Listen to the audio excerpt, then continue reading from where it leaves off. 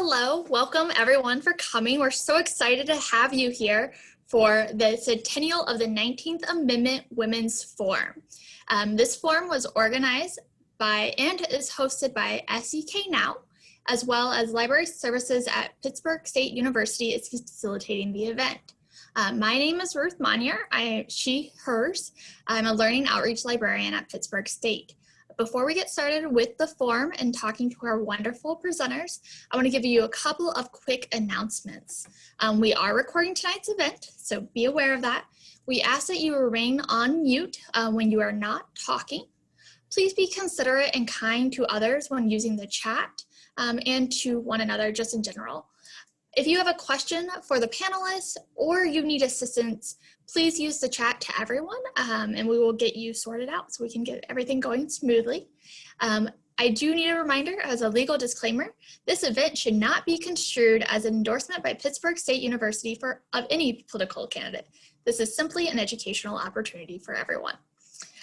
So thank you again for being with us. I do want to point out at this time, it looks like that candidate Barbara Bollier is unable to join us tonight, unfortunately. And so some things came up as does with life. So we're very sad to have that. And then I'm gonna let Jessie talk a little bit about SEKNOW and then we'll get started. Hello, everybody. As she said, my name is Jessie. I'm coming to you live from New York out of Jerry Seinfeld's apartment. And so SEKNOW is we're the Southeast chapter of the National Organization of Women, and our priority issues as a group are reproductive rights and justice, economic justice, ending violence against women, racial justice, LGBTQ rights, and constitutional equality. Normally, we meet the first Wednesday of every month at the Pittsburgh Public Library. COVID has changed that a little bit, but we do still have our meetings every month. We just do them online by Zoom, as you've likely become accustomed to. But we are still an active group, even in the time of coronavirus. This event, we're all pretty excited about it. We thought this would be a great way to get to know some of our state and, for state politicians. So with no further ado, I'm gonna pass it back to Ruth. Thank you, Jessie. We're going to give each of our candidates 5 minutes approximately to introduce themselves, because who better knows them than themselves. So they're going to introduce, and we're going to go across the spotlight videos. So we're going to start with Michelle to say how she would like to introduce herself. Well, thank you so much for this opportunity. I love being in a room full of supportive women. I see some new old friends, new friends. Patty is an old friend here in our community. And but then the other thing that I see is I see Deborah, who's part of the SEKNOW group that I met when I was over at the bar and we were doing a drive for feminine products. It was a lot of fun. I miss being in Pittsburgh. I love going down there, and I am desperately craving brick and mortar. Oh my God, the food over there is delicious. So a little bit about me. As you guys may or may not know, I was born in New York, raised in Puerto Rico. I was homeless at the age of 17. I was sick with cancer by the age that I was 22. I had my son when I was 20, and my life has not been easy. When I thought things were going to get better and I got my degree, I ended up marrying and having a very abusive relationship. I was very fortunate that the YWCA intervened in my life and saved my life. In addition to that, I'm very excited that I just rip a Yui and come park normal. Other people in my life that were very supportive.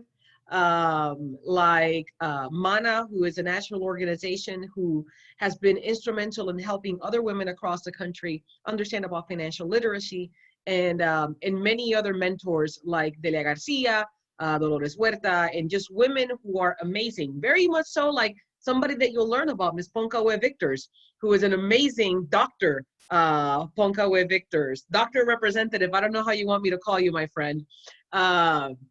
But I mean, there's just been amazing people in my life who have given so much to me in the sense of kindness, sometimes a home, sometimes a meal. And that's why I'm running.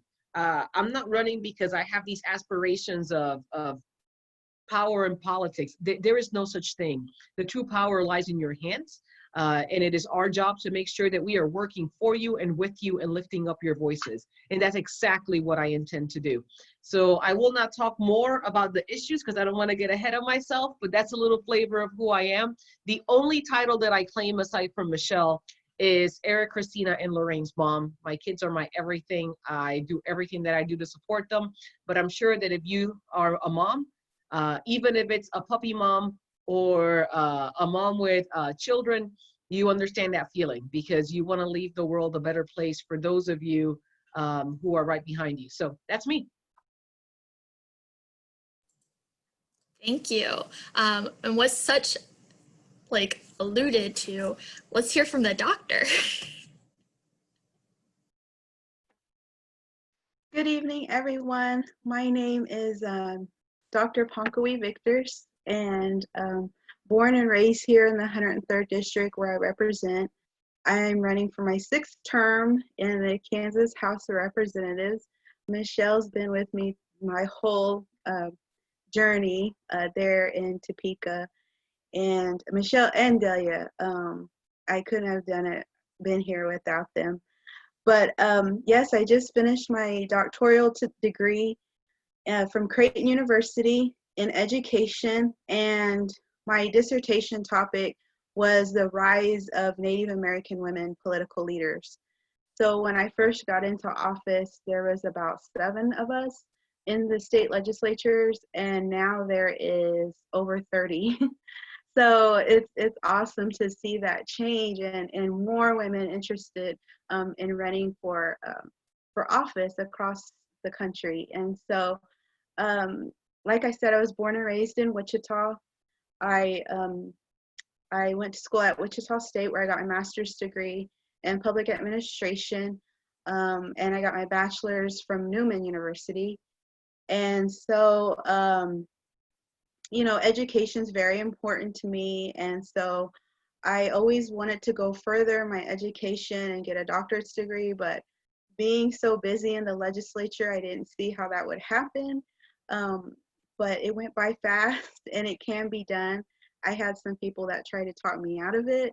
I'm glad I didn't listen to them, and I went ahead. It was a lot of sacrifice, waking up at 4 in the morning to do like paper and my homework, but I made it happen. So I'm very thankful and blessed that I'm finally finished with my doctoral degree. I'm a member of the Thonothoam Nation of Arizona and the Ponca tribe of Oklahoma. My parents met at Haskell Indian Nations University long time ago. And so that's why my dad's from Arizona, but my mom's from Wichita. I'm 3rd generation from Wichita, from my district actually. And let's see here. I serve on the Transportation Budget Committee, and I'm chairwoman of the State and Tribal Relations Committee. Back in 2010, I was the first Native American woman elected to the Kansas House, and now we have another Native American woman from the Navajo Nation who is also who is from Lawrence area, who will be joining me in January, and I'm so looking forward to that. And I always say it's about time because it took us over 100 years to get here, but we're here, and so I'm excited about that. So I always tease with my colleagues because they have a lot of caucuses, and I'm like, I'm the Native American caucus, so I'll go caucus with myself, but now we have 2, so I'm excited about that. I'm also vice chairwoman of the National Native American Caucus of State Legislators, which that number keeps growing too. We went from 75 to 85, now I think we're over 100 Native American legislators, state legislators. And so my story is always trying to encourage women to run for office, because I always say, if I can do it, you can do it. I did an internship in Washington, D.C. I got it like a once-in-a-lifetime opportunity to be an intern for the Senate of Indian Affairs Committee back in 2005. Never been away from Wichita. Total new experience, and I loved it. I seen firsthand who was making decisions for us, and I didn't like it. I always said, you know, how come we can't be sitting at the table? And so they said, you know, I talked to different representatives and senators, and they said, well, you should run for office someday. And so that's how I'm here, because I got involved in campaigns and licked envelopes and door knocked. So I did my fair share of volunteer work, and an opportunity came, and so that's how I, you know, decided to jump in the ring in 2010. And so I can't believe it's been 10 years. And when I didn't even think I'd make it like 1 year, I came in with a Brownback administration. A lot of things got messy, but it made me stronger. And so thank you again for having me this evening, and I look forward to the conversation. Thank you. Thank you so much. And congratulations again on your doctorate. That's amazing. Thank you. Just amazing. So we're going to hear from our final panelist, Christina Haswood, and her story. Hi, my name is Christina Haswood. I'm a candidate for the Kansas House of Representatives in District 10, which covers the southeast county of Douglas County, Lawrence, Kansas, down into Baldwin City. I, recently came out of my three-way primary with 70% of the votes and running unopposed for November. But we are not taking, this time, advantage. We are meeting with a lot of, or I am meeting with a lot of leaders across the state of Kansas and my community, and I enjoy building this relationship with the voters as well. I was born and raised here in Lawrence, Kansas. I'm the Navajo from the Navajo Nation originally. But born at Lawrence Memorial Hospital, and I grew up in District 10 my entire life. My parents were really young when they had me, early 20s, both from the reservation, English is their second language, and they decided to have me out here because they wanted a better life for me than what is offered on the reservation. And because they came here so young, they were not financially stable, they utilized a lot of social programs. So my mother, was on WIC. And, when we got to another apartment, we were on Section 8 housing, and even with connections back in the day, tribal school program. So that was, food on the table, a roof overhead, and clothes on my back. Coming from this background, social programs are extremely important to me, and not only getting people the help that they need, but also accelerating them into success after these programs are doing, like my parents had, because my mom always says her biggest goal was to be a homeowner, and she would go to United Way Foundation's classes and utilize these free classes and whatnot.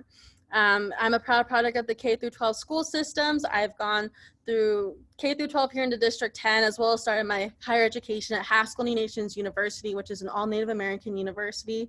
We have 2 in my district that I look forward to continue working with the students, because there's a lot of great potential of them to getting into politics, but oftentimes they get overshadowed by KU, which is not a bad thing, I guess, but something I look forward to working with. I went to my higher education at Haskell and then transferred to Arizona State University, got my BS in public health, recently transferred or went to the University of Kansas Medical Center, came back to Lawrence, did that commute every day. And I recently just graduated with my master's in public health in May. And that time, Representative Horn was not seeking re-election, which we're all very sad because she did a fantastic job. But we were in the pandemic of COVID-19. So, I was, kind of recruited by Representative Ponka-We Victors, as well as other community leaders and strong Native women across my community and the state to run for this position, because we have Haskell Nations University and we have a strong representation of Natives in the community. And to our knowledge, has not been a Native who represented this diverse of community. And I just had my master's in public health degree during the pandemic. So now was the time to step up, and my community needed me. So I'm ready to use my passion, my experience to represent my community, as well as bring a young voice to the state legislature. I believe, young people need a say in our politics, because this is the future of what they're going to be inheriting of. So one of the things I like to do is get involved with a lot of youth organizations. And I look forward to continue working with them. And, being innovative on solutions, which I think we need right now. But I am so excited to be here, and thank you so much for having me. We're glad you're here as well. And also congratulations on your master's degree. I feel like everybody, round of applause. That's just amazing. You guys are already starting out and I'm inspired, which brings us to our first question. And I do want to point out, because I forgot to mention this earlier, if you are a participant and you have a question, feel free to drop it in the chat and we will be working those way through our panelists, or working those questions to our panelists. Our first question is, who inspires you? And let's start with Christina and work our way reverse. First and foremost, I want to say my mother, because she had me when she was young. She went to Haskell as well. Like a lot of my family members went to Haskell, and she would take me to class with her because they couldn't afford a daycare or childcare. And I saw her, sit in a desk and take notes, look at the instructor. And she tells me the story that I try to copy her and bring my coloring book and my crayons and try to take notes along with her back in the day when you could take your kids to college. And when I got to Haskell, there was some instructors who are like, oh, I haven't seen you since you were this small. So it's just great, this full circle of, growing up in this community and being a representative for this community. Other leaders too. Representative Ponka-We Victors has been such a great inspiration to me. I'm so lucky to have her in my corner. She gives great advice, and Congresswoman Sharice Davis has been a great inspiration to me. I like to say that I never thought that I would succeed in Kansas politics because I didn't look like the people who supposedly represented me. And when I saw, Congresswoman Sharice Davis and Representative Ponka-We Victors, it really put that perspective that I could be in these positions of leadership, because in my background in public health, I was doing Native American health policy at the federal level, and I would knock on Congress Watkins's door and open that door because I'm a constituent and say, you have 4 federally recognized tribes in your district. Why aren't you putting an effort into our issues? And I was not being, same with Representative Victors. I go to our elected officials and I ask about, are you working on this issue? No. So I was just frustrated with the process. But, seeing these women in power, I'm a visual learner, really inspired me and said, I could be there too, because I see someone who looks like myself in these positions. And of course, Michelle Obama is one of my biggest inspirations too. She is a queen. My favorite quote is, when they go low, we go high. And I've always tried to live by that quote as much as possible. But those are just, just a handful. And of course, the youth have inspired me. They have such a loud voice and such passion and such emotion that I look forward to working with them in these policies. And are we looking at it this way, or should we look at it this way? And, with one of the biggest things of climate change and all the important issues that happen in my district.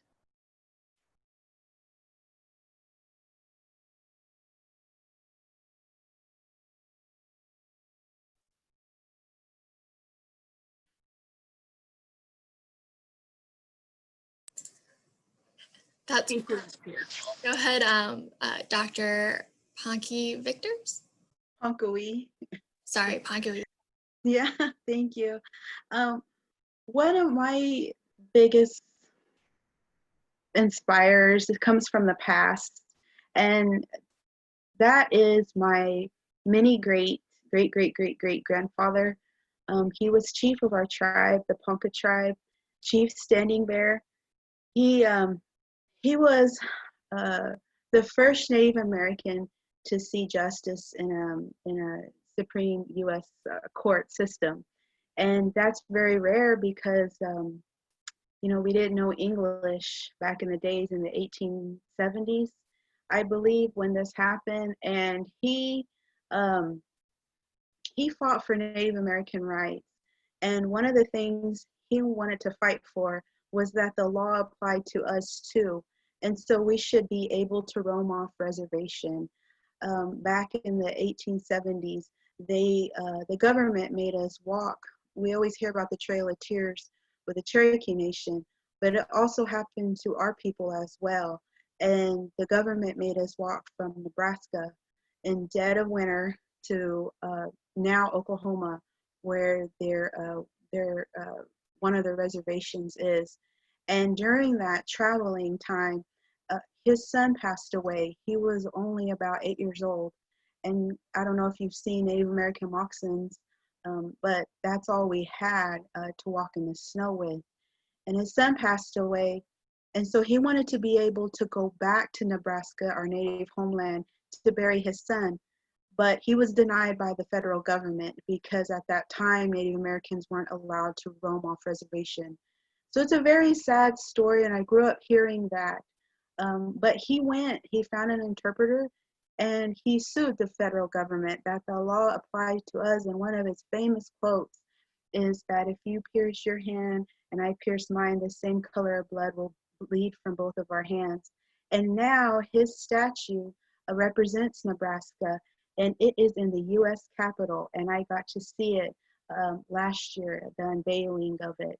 And so I'm very proud that I'm a direct descendant from Chief Standing Bear and his story. And instead of giving up, he didn't. He went ahead and he went on and he fought for our rights. And so after that, he went on a tour throughout the country to talk about this story. And so I feel like he was one of the first civil rights leaders. And I'm very honored every time I talk about, and in our Native American, we don't say great, great, great, we just say grandpa. I'm very proud of my grandpa, and now people always say, well, how can you be a part of the, in the state legislature now? And I always say, I'm here at the table so I can make sure that those kind of things never happen to my people again. So that's, he inspires me, my grandpa, Chief Standing Bear. So if you don't know who he is, I suggest that you look him up, and I'm very happy to be a descendant of him. Thank you. Thank you for sharing that. Wow. I know I need to do some more research after this meeting, and we're only a couple minutes in. So thank you so much for sharing your personal story and the struggles of your family. So we're gonna go ahead and move, and I'm gonna try not to cry, to Michelle about who inspires you. So the first thing I have to say is to both Christina, first of all, so great to meet you. I am so looking forward to just getting to know you, and maybe Ponka could bring you over to my house for some mofongo, and we can talk over some mofongo and some wine, or whiskey. I'm a whiskey girl. So I think that the first person that I think of when I think of inspiration is my grandmother. Not stories as impactful as the ones that these amazing women have shared, but Mama was a warrior within herself. So she left to New York from Puerto Rico because her sister had moved to New York and told her that she was going to help her get into a factoria, which is just, like a factory. And what her sister did was that she had her become her babysitter. And my grandmother pretty much was used as by her own sister, because she was young, to stay in the house. She wasn't even able to work on her education. My grandmother probably had, I don't know, I would say like a second, third grade education.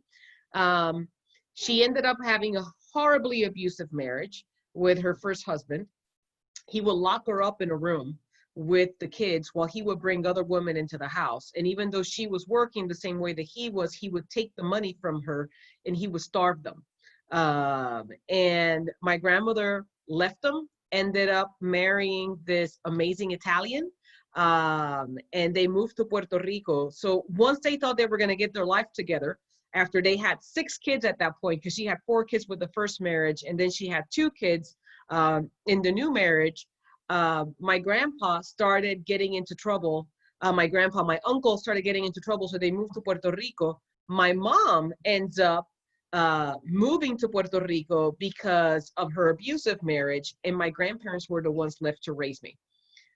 So it was super impactful for me to watch my grandmother just do all the things that she did. She would work not only her job in the morning, but she would always wake up and make coffee for Mima, my grandpa, and have it ready for him. Then she would drive to work, and then she would come back and she would be preparing a meal. And then I got my entrepreneurial spirit from her, because that woman would learn how to do flower arrangements, clean houses. She learned how to do vertical blinds, but she would do anything that was legal, ethical, and moral in order for her to be able to provide for her family. And that's the spirit that I think I learned, that I have so ingrained in me. It's just like, whatever you need to do to provide, you do it. You take care of your people, and you do it with love. Because that was the crazy thing. She, no matter how difficult things got, she was always so loving. Whether it was, that's why I cook for people, because she fed everybody. That was her way that she would express her love. And she was stern, but she was fair. And she is the type of woman that I aspire to be. So that's my number one inspiration. And very much like Christina, God bless Michelle Obama and Sharice Davids and all of these amazing women who all have come before us, that have opened up doors so that we have opportunities.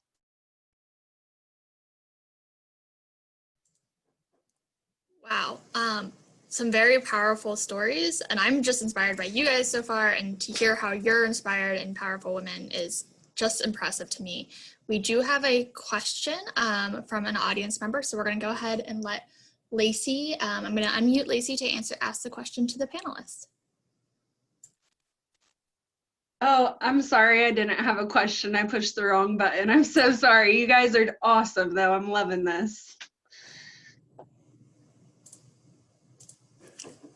Apologies. We'll go with the next pre-submitted question. Are you guys ready for this? It's a long one of a doozy. What do you think our country has done well to update policies, laws, protections for women and minorities? For example, from the 1920s, some women getting the right to vote, and to now. And what do you think we're backtracking on currently? And feel free, yes. So we did great when we started VAWA. Actually, Biden was, I think, the person that brought the Violence Against Women Act forward. Guess what happened? We went back. So it's very sad that we keep on committing atrocities with women. The most recent atrocity, as we know, is on the border. Women are getting hysterectomies, apparently. I can tell you stories of women in Puerto Rico that were utilized to do testing on birth control and were barren. And that's just, there's just so many horrible things that are happening. Women are still making 81 cents on the dollar of what men are making. And us women of color, even less. It's sad that we have to still celebrate that Dr. Victors and Christina are some of the first women to be able to serve. And the fact that I am the first Afro-Latina on the ballot in Kansas is sickening. So even though there's been a lot of progress, and as women, we refuse to stay sitting down without being active and working as hard as we do. And there is some improvement. We have a few women CEOs. We have a lot more women. Last year, last cycle was an absolutely incredible year in the representation of women in the halls of Congress. There's still a lot of work to do in the Senate. There's still a lot of work with regards to making sure that there's further representation in all levels of government. And of course, at the top levels of boards, there's not as many women on boards as there should be. And yet we are 51% of the population. So there's a lot of work to do, but we're here to do it. Thanks for your insights, Michelle. Representative Dr. Victors, what would you like to add on or state? Mine, I would like to add a little different. I mean, it's a small change that happened in Congress that I mirrored here in the state of Kansas, and I'm very proud of it. I try to keep up with everything on a federal level, as well as our state issues too.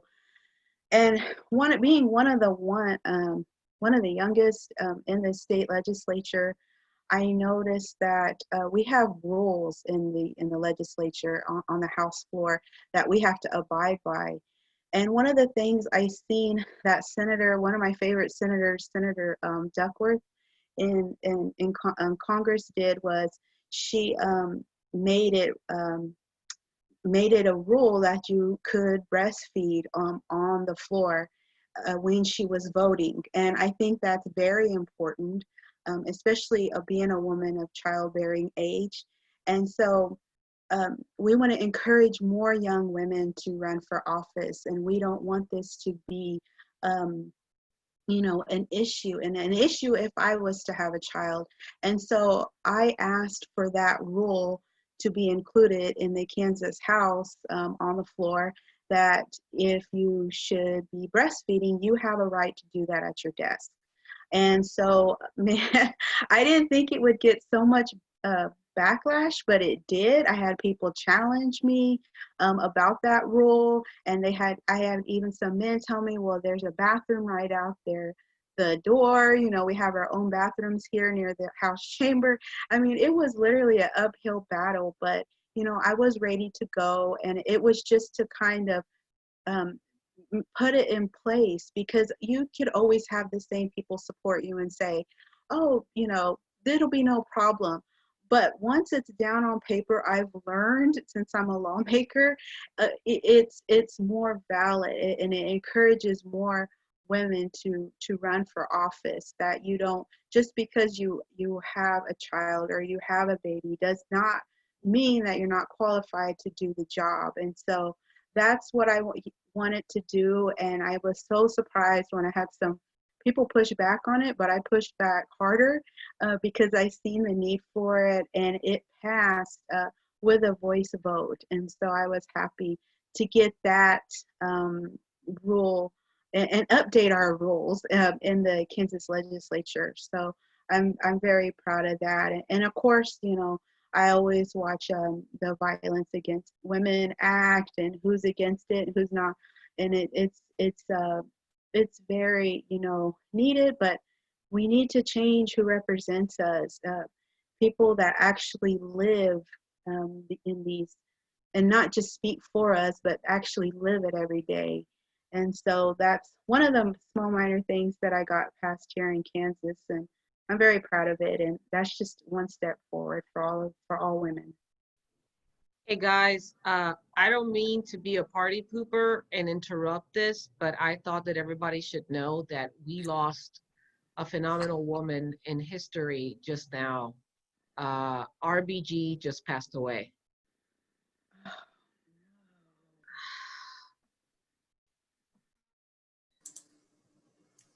Thanks for sharing, Michelle.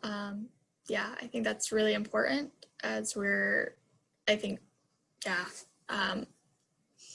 obviously none of us have processed this yet.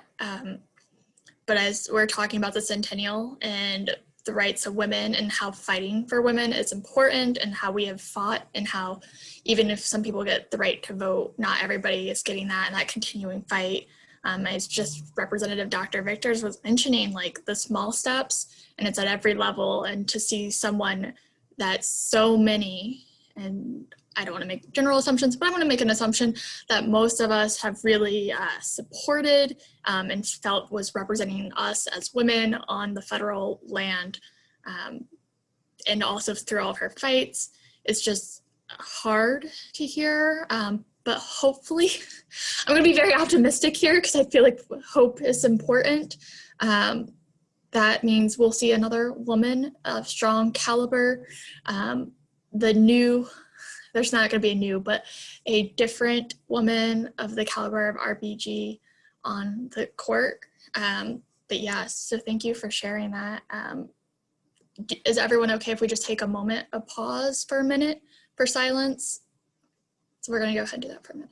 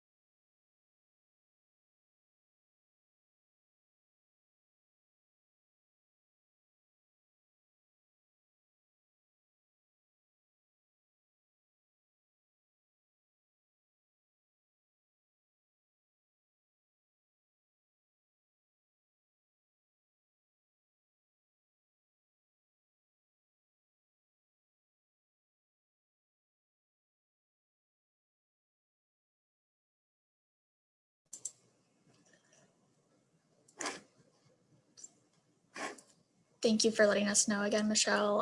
Thank you everyone for participating in our moment of silence for Ruth Bader Ginsburg, who was obviously a momental figure for all women across the country, a leader in the civil rights movement, and so much more. We have lost a tremendous supporter and advocate for women, and showing what strong, empowered women can do for us. Christina, would you like me to repeat the question? I mean, it's hard for us to go back, but let's see if we can get a couple more questions, and maybe we'll end up the panel a little early so that we can all process our BG. If you guys would like to do something different, please let me know, because this is obviously a lot. So are you ready, Christina? Would you like me to repeat the question? Yeah. Okay. So what do you think our country has done well to update policy, laws, protections for women and minorities? And what do you currently think we're backtracking on? When you first asked this question, my mind went straight to what's happening at the border as well.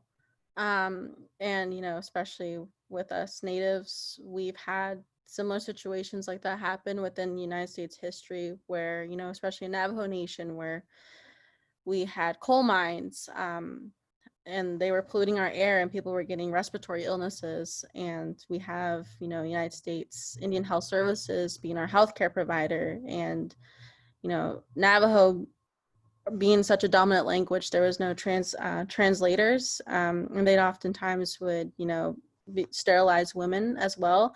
I believe they were doing that too, most recently in Albuquerque, to Native women too, who were in hotspots of COVID in the Pueblo areas.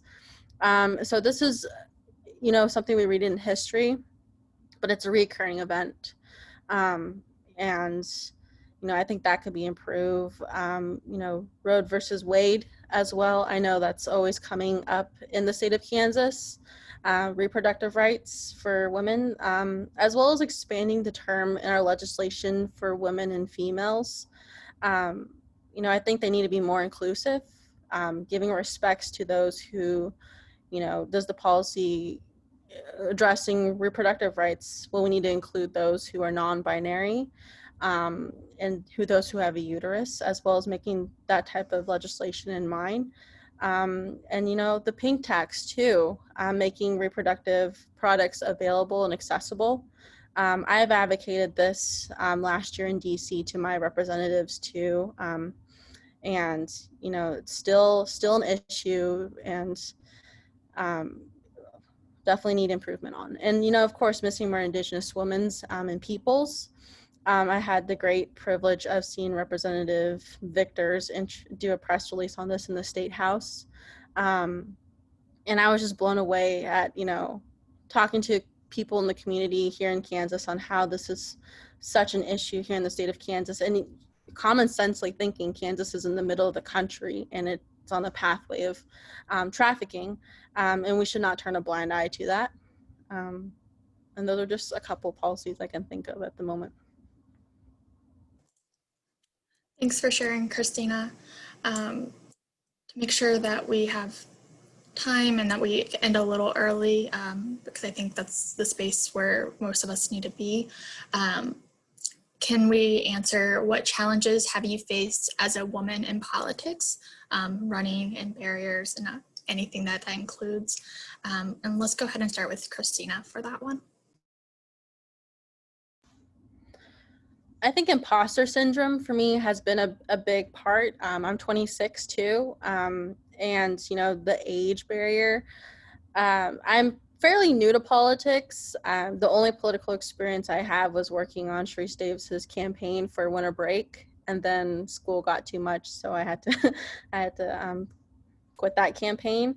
And everything I've done politically too has been at a constituent level of advocacy, going to my elected leaders. Especially when I interned in DC, knocking on their doors, opening their doors. I'm so excited for Michelle de la Isla, because she has such a lot of passion and drive, and I have such great hopes for her representing our community well.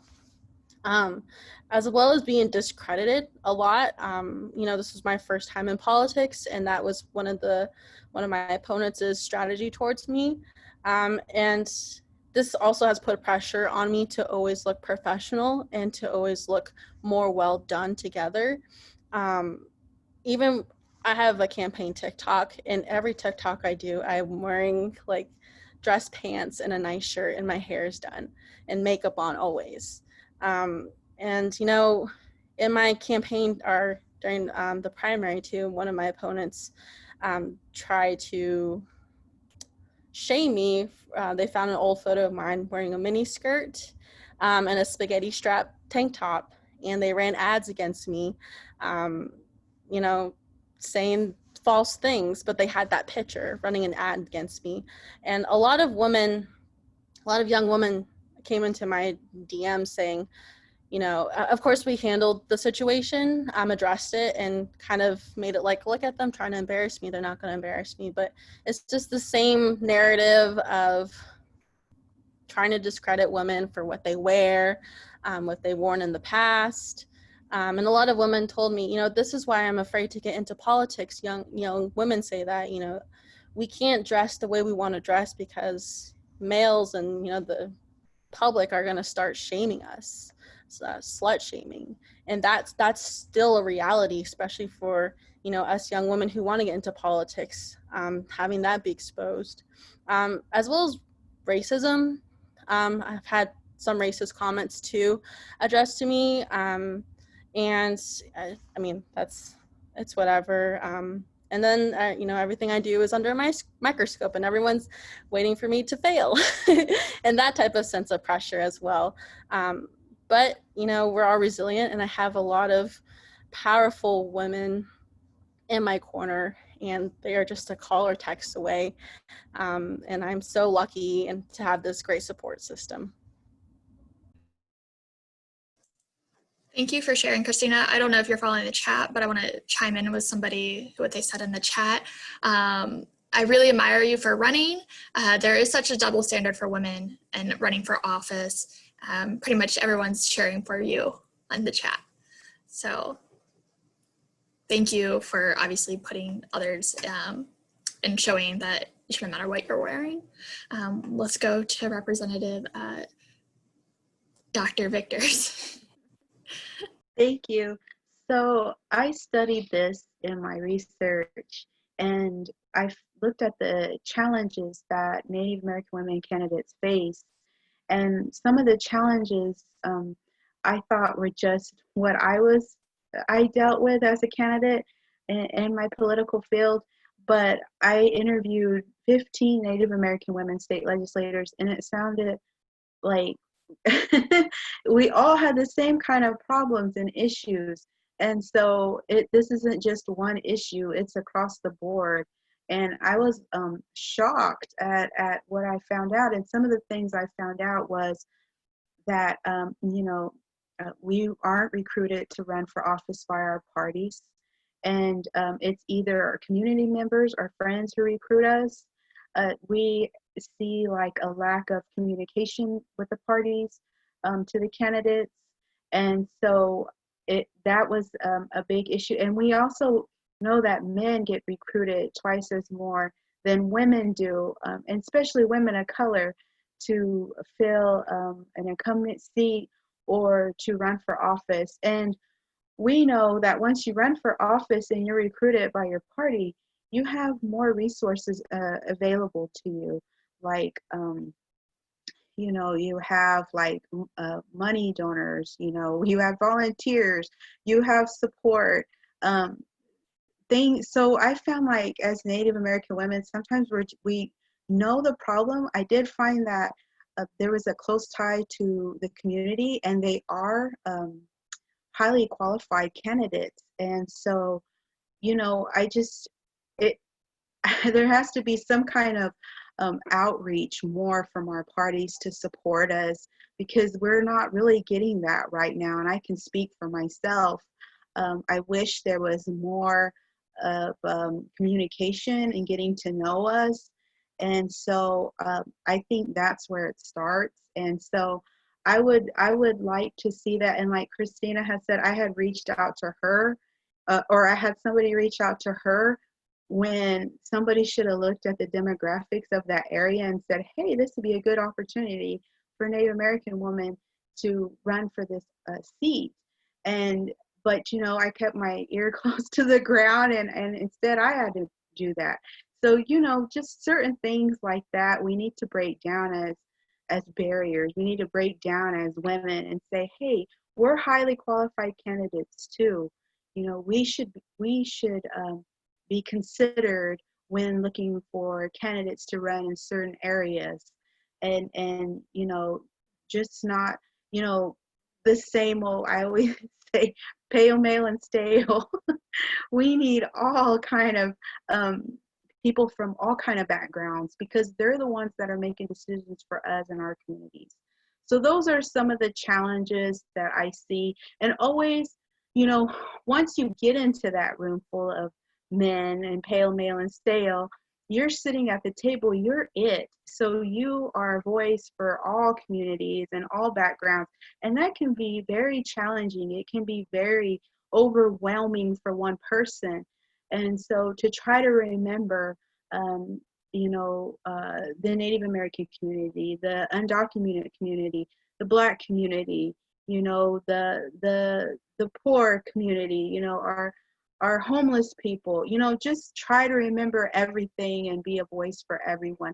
So that's why I encourage people to run for office from all different backgrounds. And like I said, I didn't grow up rich. I'm not ashamed of that. I grew up poor, but I'm glad that I'm sitting at the table, and that shouldn't define me. That shouldn't be like, well, you have no say here. I got elected just like they did. And so that's some of the things that I find challenging, but my colleagues respect me because I've worked with them on various issues. And if I can't work with them on a certain issue, then I try to look for somewhere where we can kind of meet halfway, because it's impossible to, if you want to be an effective legislator, you have to build allies. You have to build those relationships with the other party. So I've done that, and my record proves that. I've tried to meet them halfway. That's one of the things that I've did to deal with the challenges that have come up, and educate people, because so many times as Native Americans we get stereotyped, and rather than being stereotyped, we'd rather you ask us than assume. So that's one of the things that I would like to encourage, is more education, to constantly educating people about who we are as Native American people. That is some great information, not only about the education and asking versus making assumptions, but also the powerful story of the two of you on this call, how just a simple encouragement really can make a big difference. And I'm sure we'll see all that difference in January and beyond. Michelle? So I'll talk a little bit about challenges on both sides. So for being the first woman of color mayor, it's staggering to see walking into a boardroom, talking to people that A, have never been poor and never needed anything in their life, and B, being the one person that has to hear on a regular basis how eloquent I am. Because I know, it's this automatic microaggression. One thing is just like, oh man, that was a great speech. But it's I didn't expect for you to be able to speak to me in this tone. And I'm seeing Christina just like having a moment there, because we are tired of hearing it, right? I'm sure that both of you as well are dealing with the same thing. And having to have people, the other frustration that I get is, I'll say, this is an issue, we need to address it.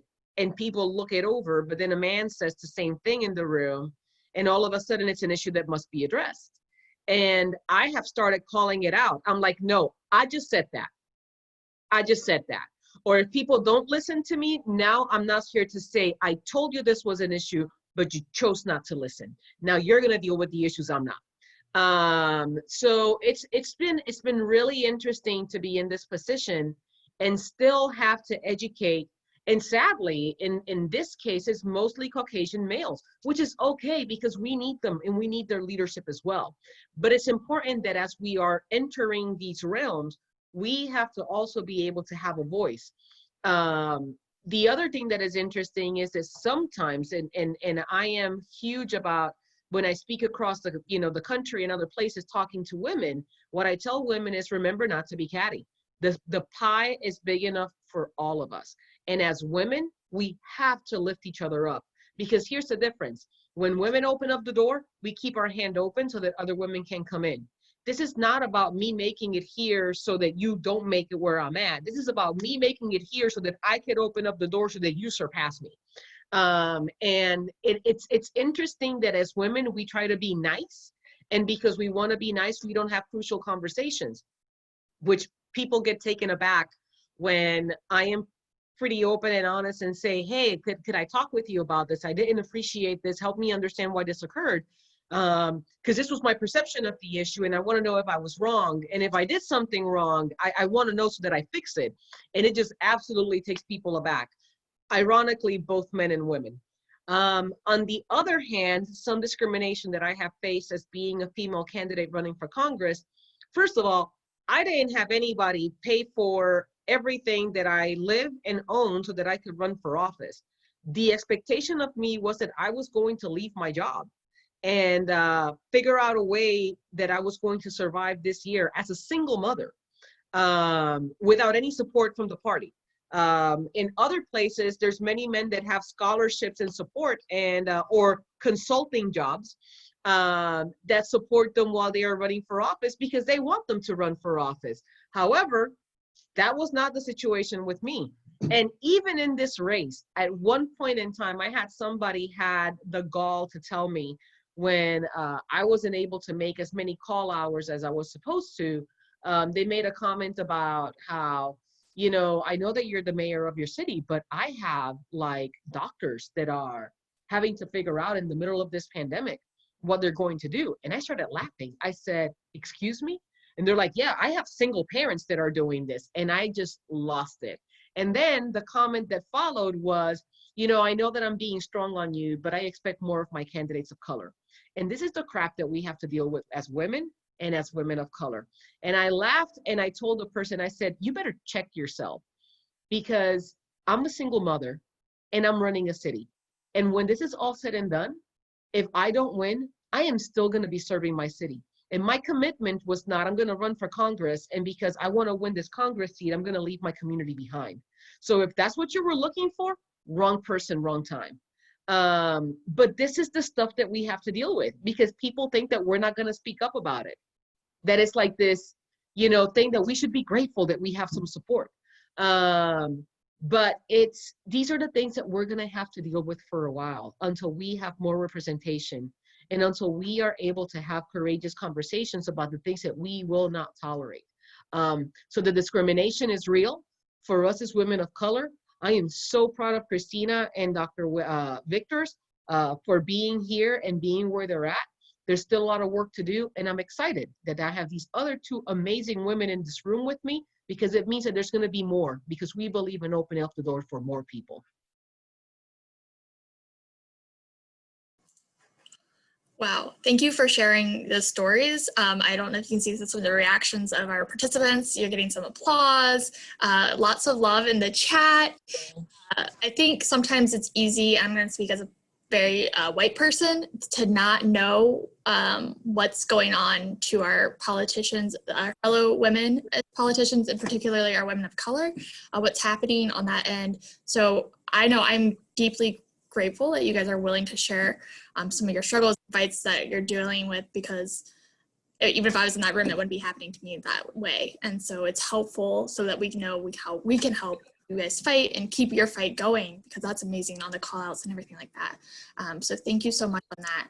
I have 2 more questions for you, if that's okay with everyone on time. Okay, our first, second to last question, and you have a lot of latitude with this question, so take it where you would like to go, is about advice. So advice that you would give to young women learning about their rights, as well as advice to people who maybe don't want to participate more in the political process. So what advice do you have for us? Let's start with Representative Dr. Victors.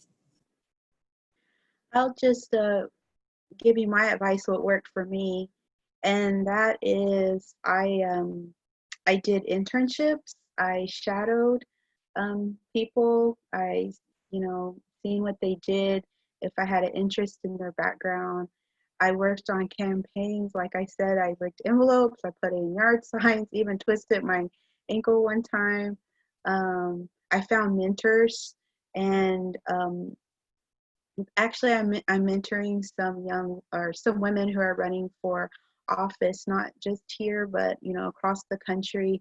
They text me even about like what to wear at an event or what to say, and we go over stuff. So mentorship is what I would like to say, what's worked for me. And I still go to my mentors and ask them for help or how I can tackle this or that issue. So I would just say, just get involved, get to know who your local leaders are. I know we're in a presidential race, but we also have a lot of local elections too that are very important. And also, on a federal level too, we have elections up there. And so that's what I would say is, if it shadows somebody, that means like if you can't do an internship, then come and shadow me for a day at the Capitol. And I'm more than welcome to have you along, and you just have to roll with the punches. Whatever happens, happens. And so just pack your lunch and give me an email, send me an email on my house account, and we'll try to make it happen. But that's where it starts is, being an intern. That's what happened with me. Seeing firsthand the legislative process and how it works, whether it's legislative or municipal, just go and see it and feel the environment, see if this is something that you really want to do, because it is a lot of sacrifice, it is a lot of time, but it's very important that we fill that table with people from all backgrounds, not just one background, because then that's when we run into trouble. For people that's never been poor, like Michelle said, or people that's never been have never had to get assistance in some way or help, and I did that.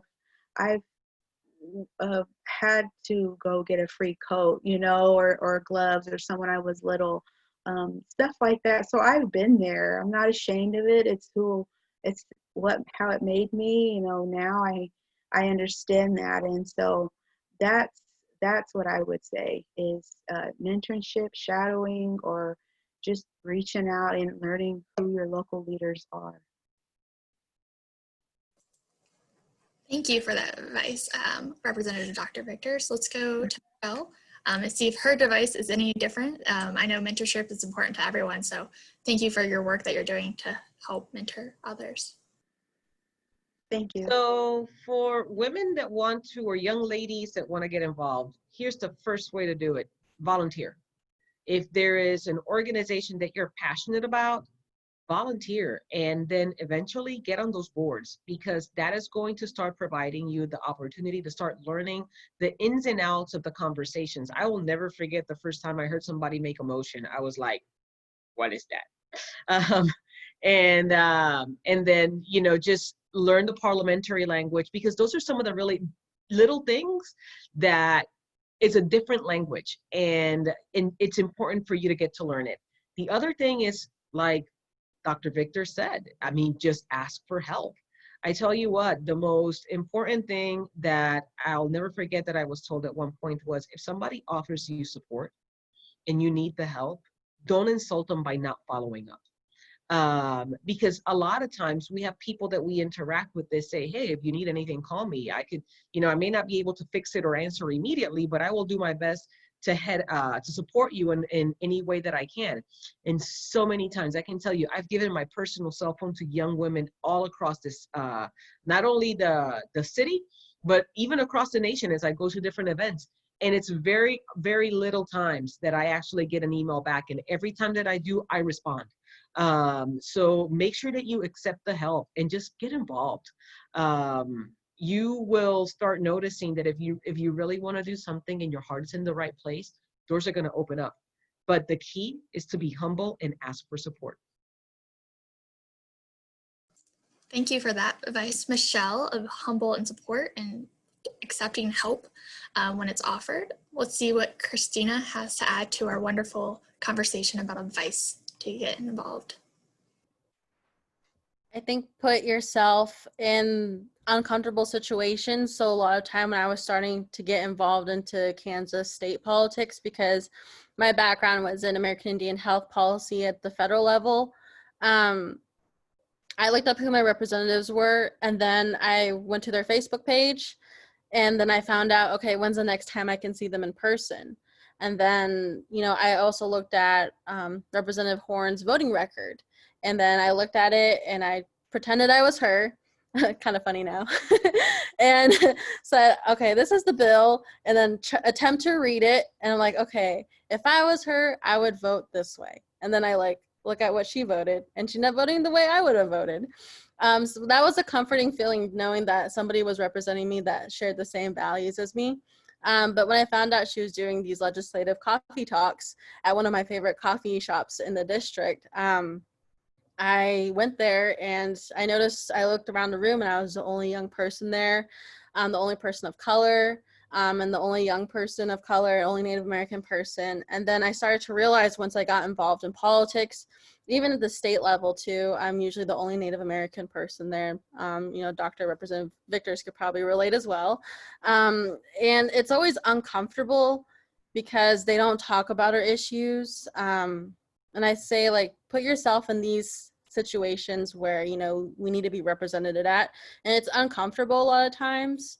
But also ask a lot of questions. Don't be afraid to ask questions. And that's how I'm getting involved a lot too, with learning about policy and the history of the policy and what we want in the future of the policy.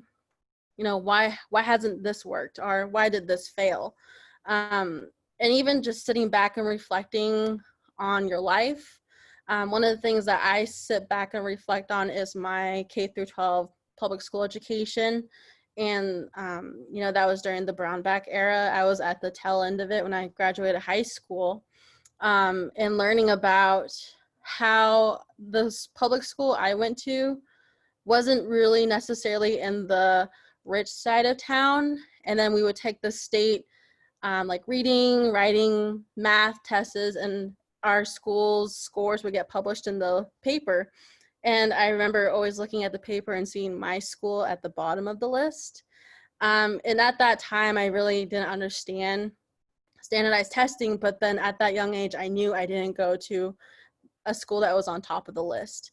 And reflecting, okay, why did that happen? Okay, how are, you know, it's because, you know, maybe we didn't have the newest textbooks, or we couldn't recruit the most qualified teachers. Why is that? Because I live on this side of town.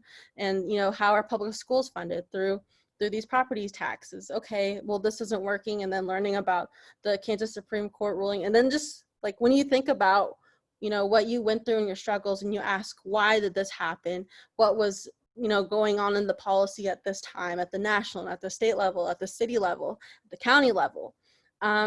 Just taking that back, that really helped me a lot in understanding the process and getting more involved, and seeing where can I put myself in to create that change, as well as inspire others. And, you know, of course, I always want to bring others along with me.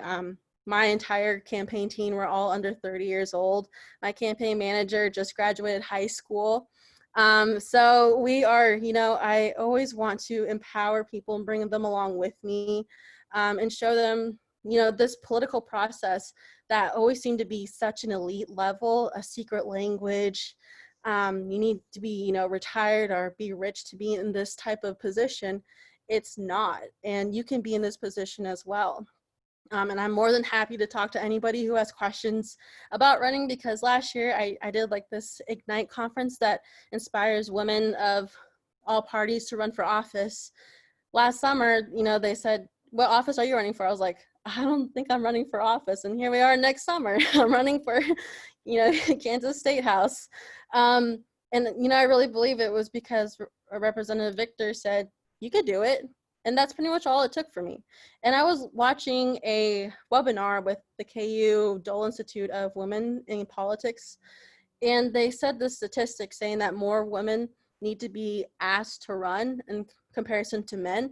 And I've been sitting on this for a while. I've always been taught if your community needs you, they'll ask you and you step up. But then, men will say, oh, I'd be a great leader, and either if they're qualified or not. So I'm trying to think, is that something we want to change, or how can I be that change in that voice? So always thinking. Those are some great thoughts about thinking and empowerment. I do want to point out some stuff in the chat for the recording.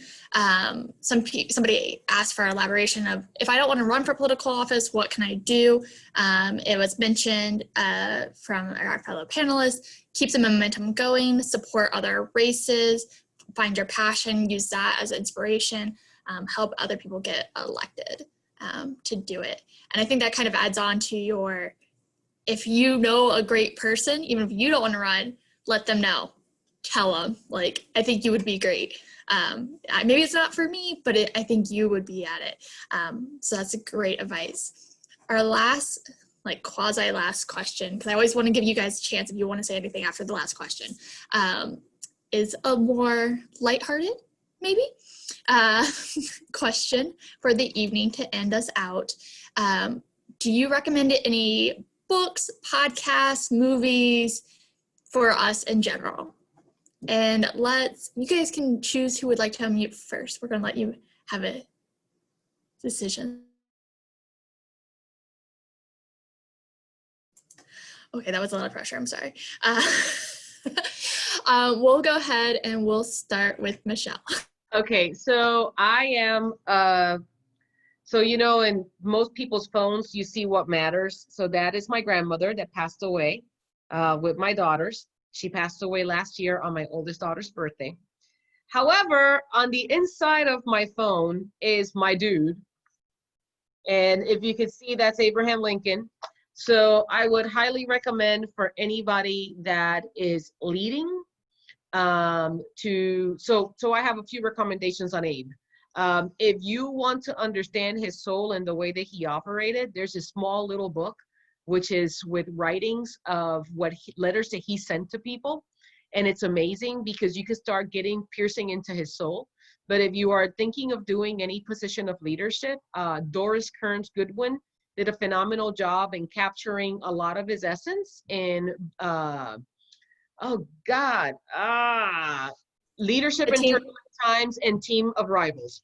And I have both of the books, and I'm still trying to finish Team of Rivals, even though I've seen the movie. But it's an amazing read. And this is my dog, Bobo Baggins, that is excited to see me. So I'll stop at that. Hi, dog. We'll have Christina go next. Thank you for those recommendations, Michelle. And I think we're all getting joy from the dog right now. I also want to address that question of, if I don't want to run for office, what can I do? I think that change can come from a lot of avenues, even if you're an artist or creating music, or you're making YouTube videos, or you're a doctor. Your representation, your ideas, and your backgrounds matter.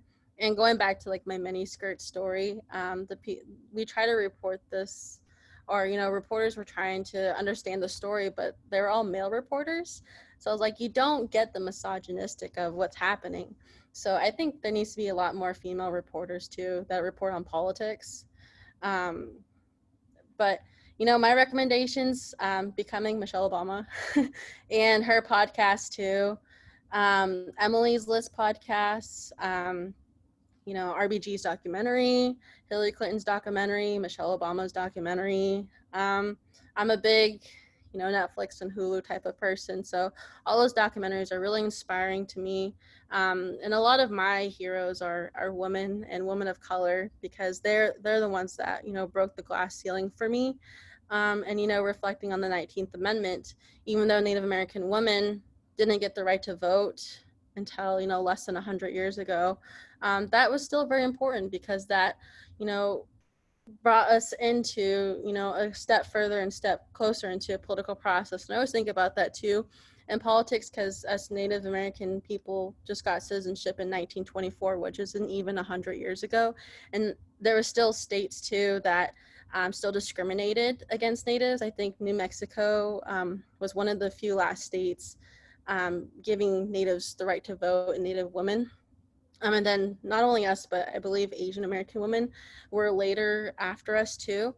Just reflecting on that, on how we were trying to be oppressed for so long. Now our voice is loud and ready for change. But yeah, those are just a couple of my suggestions too for resources. Looks like we have a lot of good options so far. And to round out our recommendation list, Representative Dr. Victors. So I haven't wrote my book yet, but maybe in the future. But my favorite book as a child, and I just love it. It's called The Legend of the Blue Bonnet. I don't know if anybody's ever heard of that book. I have it right here. I don't know if you could see it. It's about a little Native American girl, and that doll saved her tribe because it talks about sacrificing, and they were in a drought at that time. I believe she's Comanche, and she's from the Comanche Nation, and they wasn't seeing any kind of like food crops and stuff like that. So she sacrificed her doll to the heavens, and in return there was plentiful, there was water resources, and there was food and crops. And so that story always touches me because I always feel like I'm constantly sacrificing things for other people so that they can have what they need.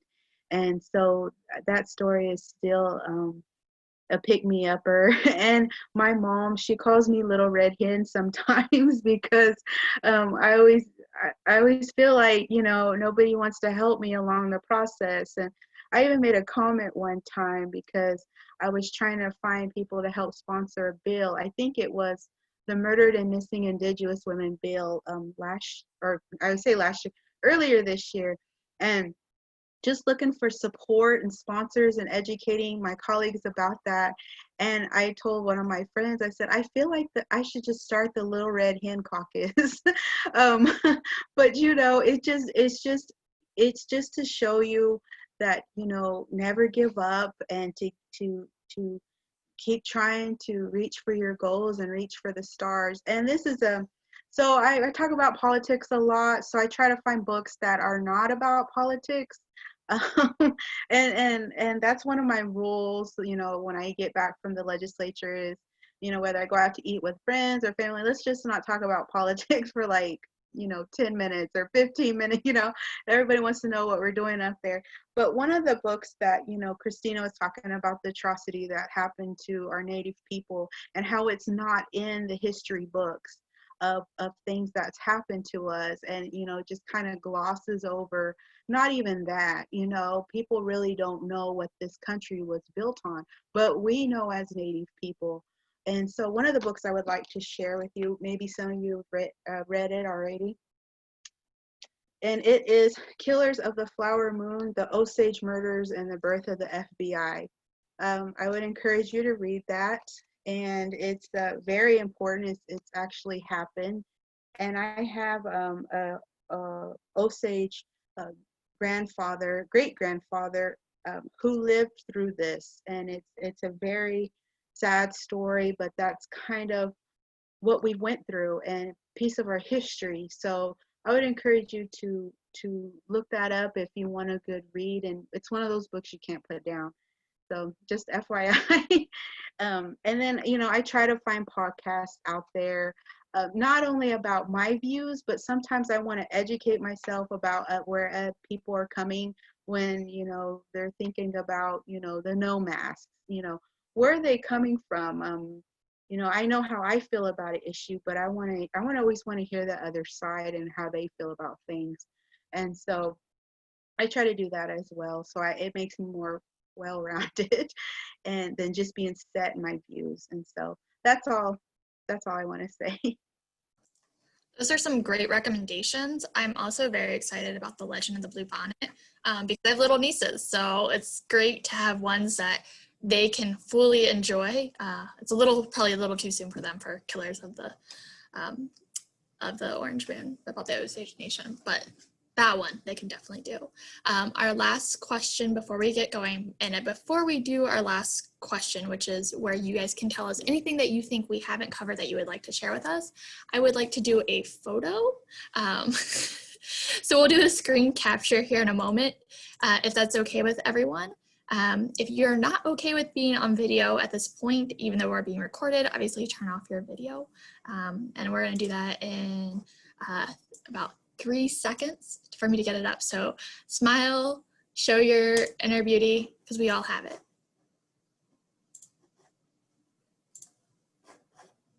And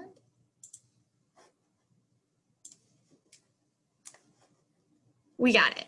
Thank you so much. And so for our panelists, our final question of the night is, what information should we still know? Obviously, we talked about how women's rights and the centennial of the 19th Amendment for some women, the right to vote, and all of that. So what are your final thoughts you would like to leave with us today? And we're going to start with Christina. My final thoughts. Whew. I am so excited to be in this space right now.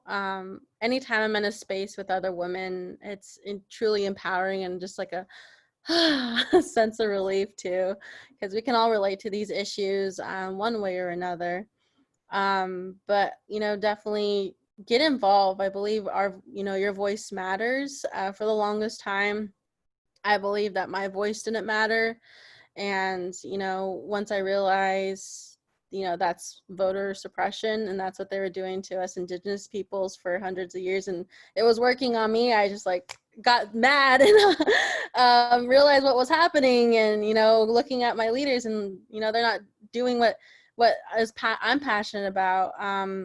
Your voice matters, and I would, share it with your elected representatives or, with me. I love to connect with other people and hear what inspires you. And, mentorship as well, I think was another great topic of this evening. One of my mentors here, Representative Ponka-We Victors, has been so encouraging to me. And, she is right. Anytime I need advice on what to wear, or should I say this or that, or I accidentally said this, she goes, oh, it's okay. Having women like that in your corner too is just fantastic. And of course, I always look at my mother, my grandmother, because I'm Navajo from the Navajo Nation. We are matrilineal society, and our entire culture runs through the mother's lineage. And I always try to remind myself to represent myself in that way. I'm just so excited to be here. I'm so honored to be here today and to even be in this position. In the position that I am excited to lead my community. And I have a question for Michelle. Are you gonna do a Native American forum for our 2nd Congressional District? I would love to. I've actually been talking to some people. I had a meeting with the Iowa tribe. There's some amazing ladies. And I know that Lois is trying to figure out how we could get something like that going. When I was in Hiawatha, I spoke with a lady that was also going to try to help us out, and not only having a forum, but also making sure that we could go into the nations and spread literature, because people forget the nations, and we don't want to do that. Thank you so much. That's a good sign of relief. But yeah, thank you so much for having me here tonight. I'm extremely honored. We're honored that you could spend your evening with us and answer some questions and provide some insight. you have a very unique perspective, and we're glad to have the opportunity to hear it. Since you asked for Michelle for a question, we're going to continue this with Michelle. So the one thing that I'll say is Christina and Dr. Victors did not get to where they're at on their own. And 100 years ago, there were women that were being fed eggs through their noses and tortured because they were asking for nothing other than the right to vote. And I think that way too often we forget that because we're so accustomed, and we as a culture and as a people are so quick to forget. This year, out of all years, especially right now with the loss that we just had, is a year that we cannot let pass us by. In the seat in Congress that we have at play, if we don't win this year, it's going to be years before we're able to take that seat again. Just because Christina just got, this situation doesn't mean that she's not campaigning. The same thing with Representative Dr. Victors. We need to make sure that we are being active and having the difficult conversations, especially with other women, about the things that are happening that they may or may not understand, and help them realize the importance of this year. We have so much work to do. We have a country that is reeling from a pandemic. We have a whole culture of people, our Black brothers and sisters, our Hispanic brothers and sisters, and our Native American brothers and sisters that are tired of being unseen. And the unrest is palpable, and the unrest is merited. We live in a country in which we don't even understand our own history.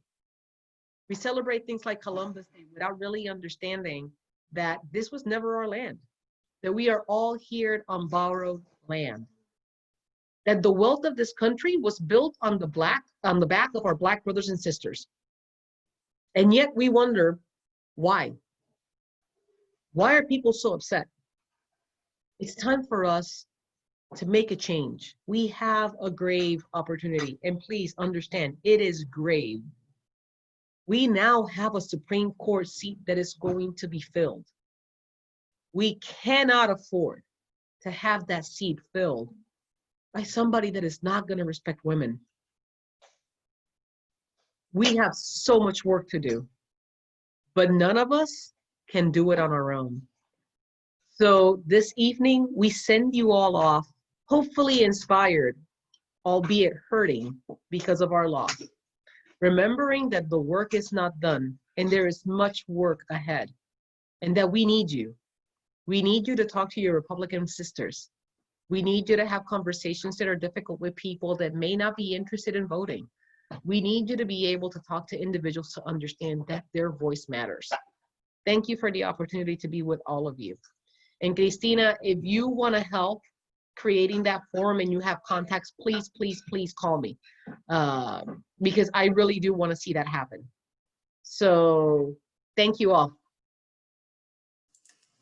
Thank you for that message, Michelle. I think that was very powerful. And we'll have our final thoughts from Representative Dr. Victors. I just want to thank you again for asking me to be a part of this wonderful panel. And when I first got the email, I was like, Southeast Kansas, because I rarely hear from Southeast Kansas. And so that was wonderful that I have, people that know who I am and are in my corner in Southeast Kansas.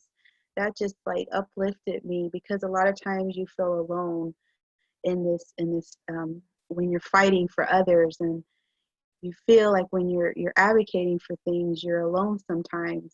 And so that just made me feel good, and I just want to thank you all for that. And like my representative page on Facebook, and I left my email in the comments. If you ever, after this election is over, if you want to come up to the Capitol and visit me and Christina, you're more than welcome to come to the Capitol and visit us, and our doors are always open to you. And I just want to thank all the women who have paved the way for us to be here. I just appreciate their sacrifices and their barriers that they had to go through at that time to get us where we are now. I can't imagine what it was like long time ago, let alone now.